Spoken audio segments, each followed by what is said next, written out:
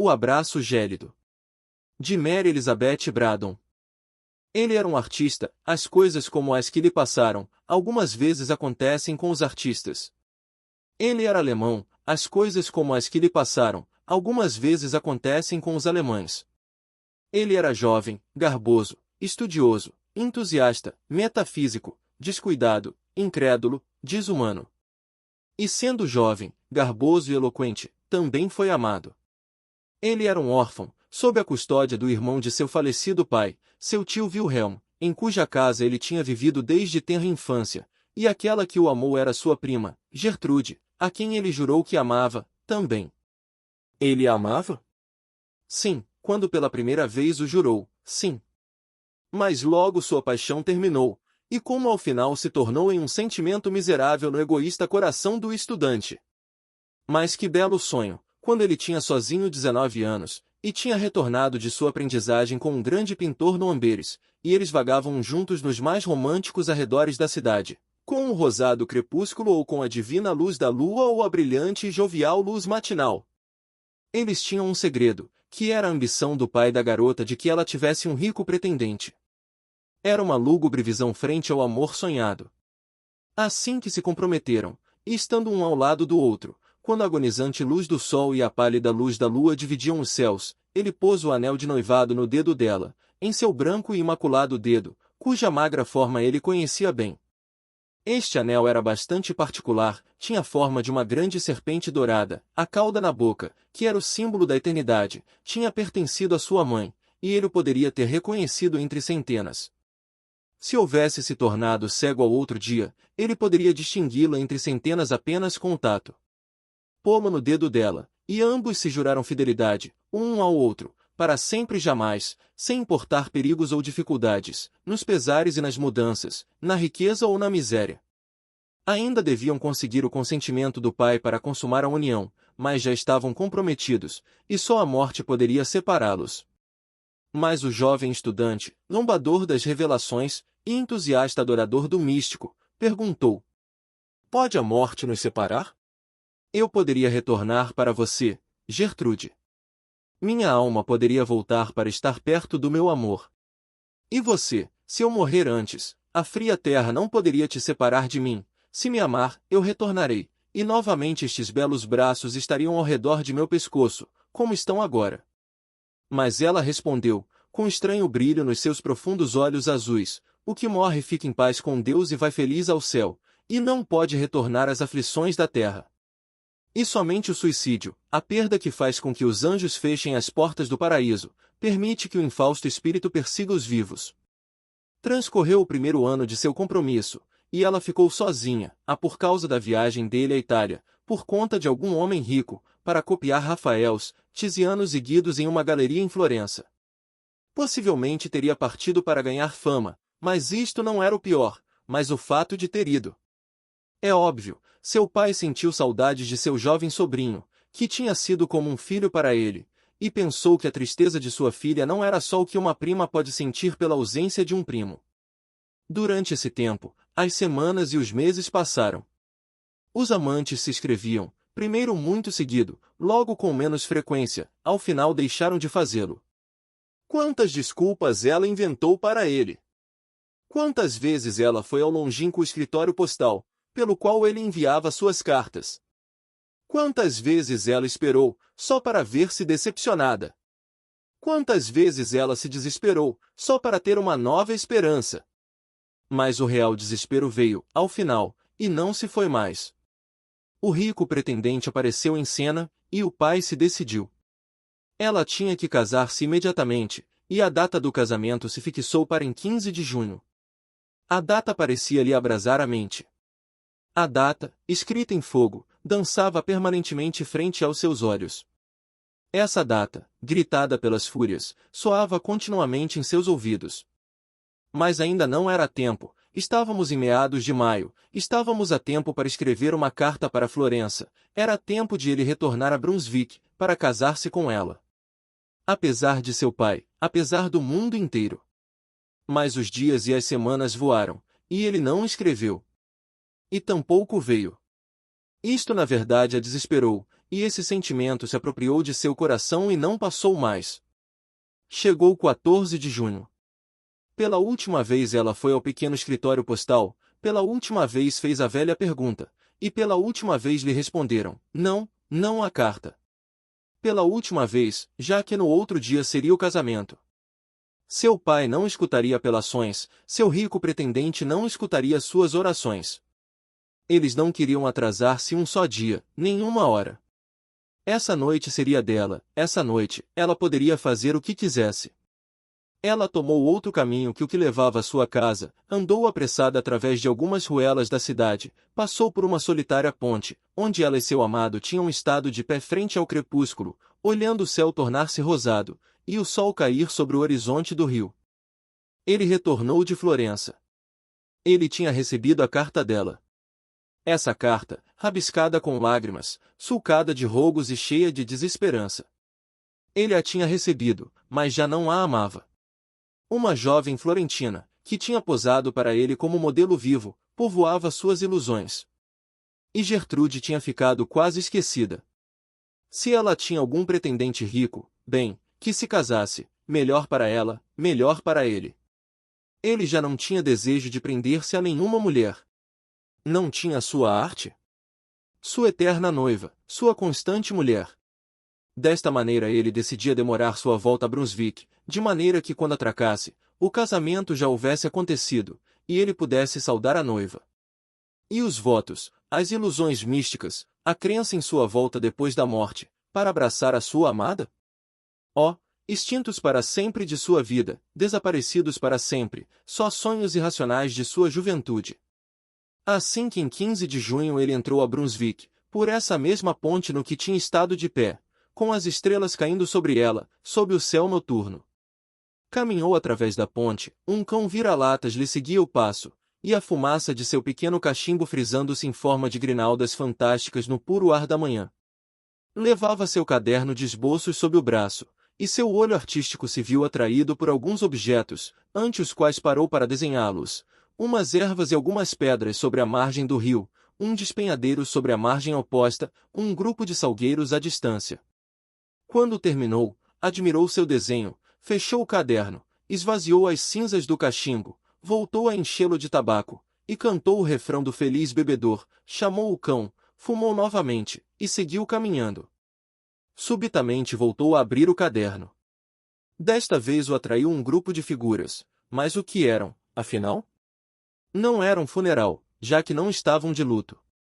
Não era um funeral, mas havia um cadáver em um rústico ataúde, com uma velha vela, levada por 2 portadores.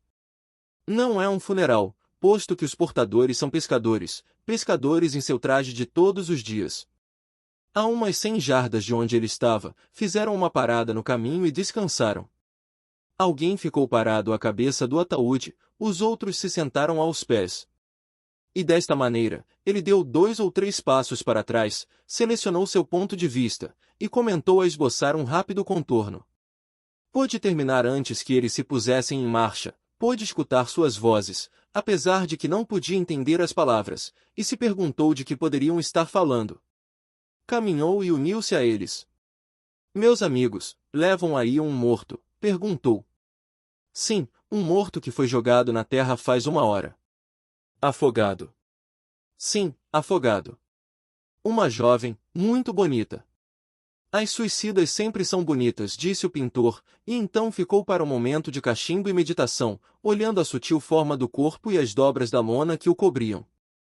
A vida era uma temporada de verão para ele, jovem, ambicioso, preparado, já que aquilo que parecia luto e angústia, não parecia ter parte em seu destino. Ao final, pensou que, se esta pobre suicida era tão bonita, ele tinha que fazer um esboço dela. Deu aos pescadores algum dinheiro, e eles concordaram em remover a lona que cobria suas facções. Não, diria a si mesmo. Ele levantou a áspera, tosca e úmida lona de seu rosto. Que rosto? O mesmo que tinha brilhado nos irracionais sonhos de sua juventude, o rosto que uma vez foi a luz da casa de seu tio. Sua prima Gertrude. Sua prometida. Ele viu, como um espião, enquanto respirava profundamente, as feições rígidas, os braços frios, as mãos cruzadas sobre o peito gelado, e, sobre o terceiro dedo da mão esquerda, o anel, o mesmo que tinha sido de sua mãe, essa serpente dourada, o anel, o mesmo que se ele fosse cego, poderia reconhecer sozinho ao tato entre centenas de anéis. Mas ele é um gênio e um metafísico, uma pena, uma verdadeira pena. Seu primeiro pensamento foi a fuga, uma fuga para qualquer outro lugar, fora daquela maldita cidadezinha, qualquer lugar, longe daquele espantoso rio, qualquer lugar livre das lembranças, longe do remorso, qualquer lugar para esquecer.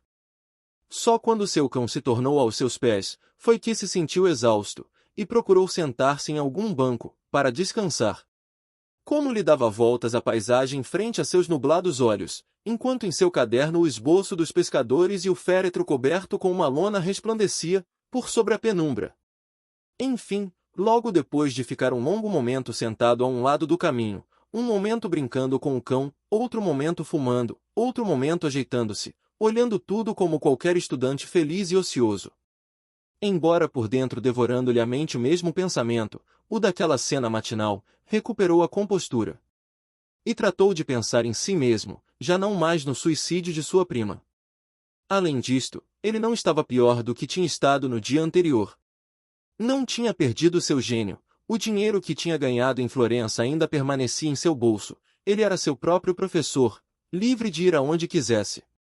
E enquanto continuava sentado no flanco do caminho, tratando de separar-se da cena que viu de manhã, tratando de expulsar de sua mente a imagem do cadáver coberto com a lona de vela, tratando de pensar no que faria no momento seguinte, aonde iria, o mais longe possível de Brunswick do remorso, a velha diligência retornou. Ele lembrou, ia para a Aix-Chapelle. Assobiou ao cão, gritou ao chofer que parou seu veículo e saltou dentro do carro. Durante toda a tarde, e logo, toda a noite, apesar de que não pôde fechar seus olhos, não disse uma palavra. Mas quando a manhã rompeu, e os outros passageiros despertaram, começando a falar uns com outros, ele se rendeu à conversação. Contou-lhes que era um artista e que ia à Colônia e a Ambers para copiar Rubens, e a grande pintura de Quentin Matisse, no museu. Recordou, logo depois de falar e rir, e antes, enquanto falava e ria de maneira ruidosa, a um passageiro, maior e mais sério que o resto, que abriu sua janela, perto dele, e lhe disse que pusesse sua cabeça fora. Lembrou o ar fresco batendo-lhe no rosto, o canto dos pássaros em seus ouvidos, e os campos que se estendiam para o horizonte frente a seus olhos. Ele recordou isto, e logo caiu em desânimo, no piso da diligência. Foi a febre que o manteve no leito durante umas 6 longas semanas, em um hotel de Aix-Chapelle. Ele ficou bem, e, acompanhado por seu cão, começou a caminhar para a colônia. Novamente voltará a si. De novo a fumaça azulada de seu cachimbo dava voltas pelo ar da manhã, enquanto ele cantava uma velha canção da universidade que festejava o bom beber, e de novo parando aqui e lá, meditando e fazendo esboços. Ele era feliz, e tinha esquecido a sua prima, e assim se dirigia à colônia. Foi na grande catedral que ficou parado, com o cão ao seu lado. Era a noite, os sinos tinham terminado de anunciar a hora, e deram as 11, a luz da lua enchia e iluminava o magnífico edifício, sobre o qual o olho do artista vagava em busca da beleza da forma. Não estava pensando em sua prima afogada, já que a tinha esquecido e agora se sentia feliz. Subitamente algo, por trás dele, colocou-lhe 2 frios braços ao redor de seu pescoço, e cruzou as mãos sobre seu peito. E não havia ninguém, já que na rua banhada pela luz lunar, projetavam-se 2 sombras, a sua própria e a de seu cão. Rapidamente voltou-se, mas não havia ninguém, nada para ver e ao largo da quadra, nada além dele mesmo e do seu cão, e apesar do que sentiu, não pôde ver os frígidos braços que se abraçaram a seu pescoço. Não era um abraço fantasma, já que ele pôde senti-lo, embora não pudesse ser real, já que não vira nada. Tratou de livrar-se dessa gélida carícia. Colocou suas próprias mãos no pescoço para desunir aquelas que o rodeavam. Pôde sentir os compridos e delicados dedos, úmidos ao tato, e sobre o terceiro dedo da mão esquerda, conseguiu apalpar o anel que tinha sido de sua mãe, a serpente dourada, o anel que ele havia dito que poderia reconhecer ao tato entre centenas deles. Ele agora sabia. Os braços de sua prima morta estavam em torno do seu pescoço, as mãos dela estavam firmemente agarradas sobre seu peito. Disse a si mesmo que estava ficando louco. Upa, leio, gritou. Vamos, garoto, e o Terra Nova saltou-lhe aos ombros, e quando suas patas tocaram as mãos da morta, o animal lançou um assustadíssimo uivo, e saiu correndo disparado do lado de seu amo.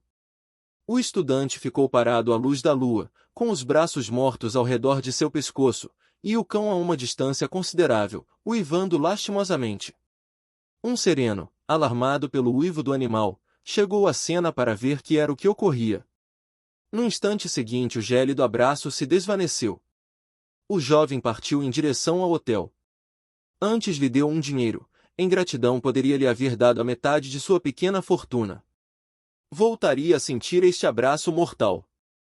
Tentou não ficar sozinho, encontrou com centenas de conhecidos, e compartilhou os quartos de outros estudantes. A gente começou a notar seu estranho comportamento, e começaram a acreditar que estava louco. Mas, apesar de tudo, outra vez ficou sozinho. Foi uma noite em que a praça ficou deserta por um momento, e ele começou a caminhar, mas a rua estava também deserta, e pela segunda vez sentiu os frios braços sobre o pescoço, e pela segunda vez, quando chamou seu animal, este saltou longe de seu amo com um lastimoso uivo. Logo depois de deixar Colônia, agora viajando a pé por necessidade, já que seu dinheiro começava a escassear, uniu-se a vendedores ambulantes, de maneira que podia estar todo dia com gente, e falar com quem quer que encontrasse, tratando de chegar de noite e estar sempre em companhia de alguém. De noite dormia perto do fogo da cozinha da estalagem em que parava, mas algo que fizesse, ele ficava sozinho com frequência, e sendo coisa comum para ele, voltava a sentir o frio abraço ao redor de seu pescoço. Muitos meses passaram da morte de sua prima, outono, inverno, até que chegou a primavera. Seu dinheiro quase se esgotou, sua saúde estava severamente danificada, e ele era sombra do que fora. Encontrava-se perto de Paris. Tinha ido a esta cidade durante a época do carnaval. Em Paris, a época do carnaval lhe significava que não estaria sozinho, e não voltaria a sentir essa mortal carícia, até que poderia recuperar sua alegria perdida, sua saúde, e uma vez mais reiniciar seu ofício e profissão, para uma vez mais ganhar dinheiro e fama por sua arte. Tentou vencer a distância que o separava de Paris, enquanto dia a dia se debilitava mais e mais, e seu caminhar fazia-se mais lento cada vez. Mas enfim, depois de muito tempo, conseguiu alcançar a cidade. Esta é Paris, em que ele ingressa pela primeira vez, Paris, com que tinha sonhado tanto, Paris cujos milhões de vozes podia exorcizar seu fantasma. Paris lhe pareceu essa noite um vasto caos de luzes, música e confusão. Luzes que dançavam ante seus olhos e que jamais ficavam quietas, música que soava em seu ouvido e o ensurdeciam, confusão que fazia que sua cabeça fosse presa de um inacabável redemoinho. Chegou à casa da ópera, onde se dava o baile de máscaras. Tinha economizado um dinheiro para comprar um ingresso, e para alugar uma fantasia de dominó para cobrir sua lamentável indumentária. Parecia que tinha passado sozinho um momento desde que tinha passado as portas da cidade e agora se encontrava em meio de um selvagem alvoroço no baile da casa da ópera. Não mais escuridão, não mais solidão, mas sim uma multidão enlouquecida, gritando e dançando freneticamente, de braço com uma garota. A tempestuosa alegria que sentia certamente faria retornar sua velha despreocupação. Ele pôde escutar as pessoas a seu redor falando da selvagem conduta de alguns estudantes bêbados, e foi a ele a quem apontaram enquanto diziam isto, a ele, que não molhara os lábios a noite anterior, apesar de que seus lábios estavam desidratados e sua garganta seca. Ele não podia beber. Sua voz era densa e rouca, e sua articulação pouco clara, mas sua velha despreocupação voltou, e ele deu de ombros. A garota se cansou, seu braço permaneceu em seu ombro, enquanto as outras bailarinas se foram, uma a uma. As luzes dos candelabros foram se extinguindo uma por uma. Os cenários começaram a obscurecer-se ante a diminuição da iluminação. Uma débil luz dos últimos abajures, e um pálido feixe de luz cinzenta proveniente do novo dia, começou a avançar por entre as persianas meio abertas. E por esta luz a garota se foi desvanecendo. Ele olhou em seu rosto. Como ia sucumbindo o brilho de seus olhos. De novo voltou a olhar em seu rosto. Que pálido estava seu rosto!